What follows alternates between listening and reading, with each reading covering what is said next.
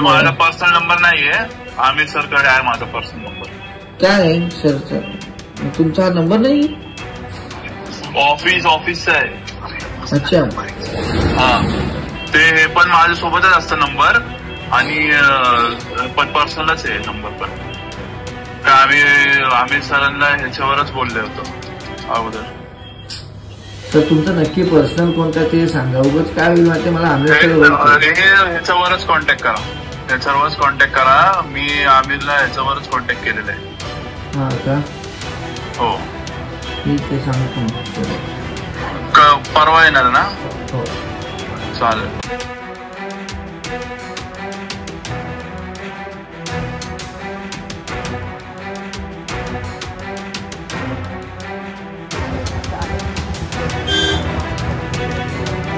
रिक्षा घेऊन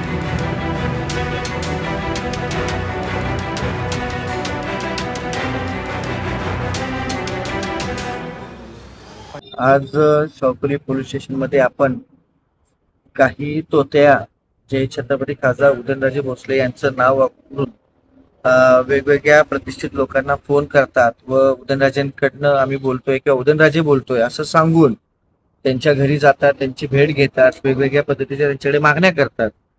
पण लोक, मोठमोठी प्रतिष्ठित लोक जी असतात, जसे की आता हा जो प्रकार मी आज इथं गुन्हा नोंद केलेला आहे की बॉलिवूडमधील सुपरस्टार आमिर खान यांना मी उदयनराजे भोसले बोलतोय असं सांगून वारंवार मेसेज केले. मी त्यांचा पीए बोलतोय म्हणून अजून एक मेसेज केला, कॉल केले.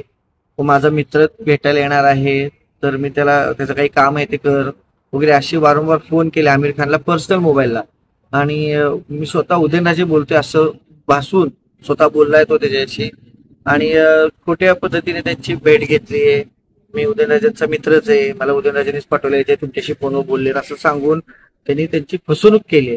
आणि असा हा प्रकार गांभीर्याने घेऊन आज आम्ही अशा तोत्यागिरी करणाऱ्या अमानत शेख, आम्ही त्याची माहिती घेतली सगळी. तर त्यांनी ट्रू कॉलरवरती पण उदयनराजे भोसले असं स्वतःचं नाव टाकले. परंतु आम्ही जी काही पोलीस डिपार्टमेंटमधनं त्याची सगळी प्रॉपर माहिती घेतली केस केल्यानंतर, गुन्हा दाखल झाल्यानंतर, तर त्याच्यात अमानत शेख हा इसमाचं नाव येते.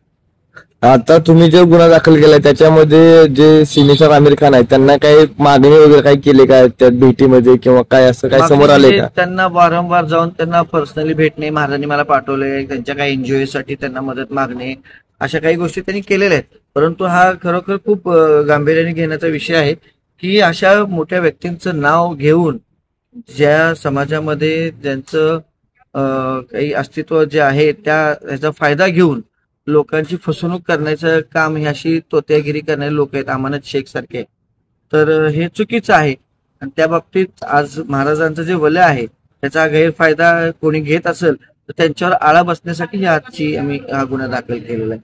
तर कोणी असं करत असेल महाराजांचं खोटं नाव घेऊन किंवा महाराजांच्या नावाने कॉल करून लोकांना फसवत असतील किंवा महाराजांच्या नावाने लोकांना खोट्या पद्धतीने त्यांचा गैरफायदा घेत असतील तर अशा लोकांना कुठेतरी आळा बसणं गरजेचं होतं. यासाठी हा गुन्हा दाखल केलेला आहे. आणि एसपी साहेबांनी, आपल्या पीआय साहेबांनी चांगल्या पद्धतीने सपोर्ट करून अशा लोकांना गुन्हा दाखल करून घेतलेला आहे.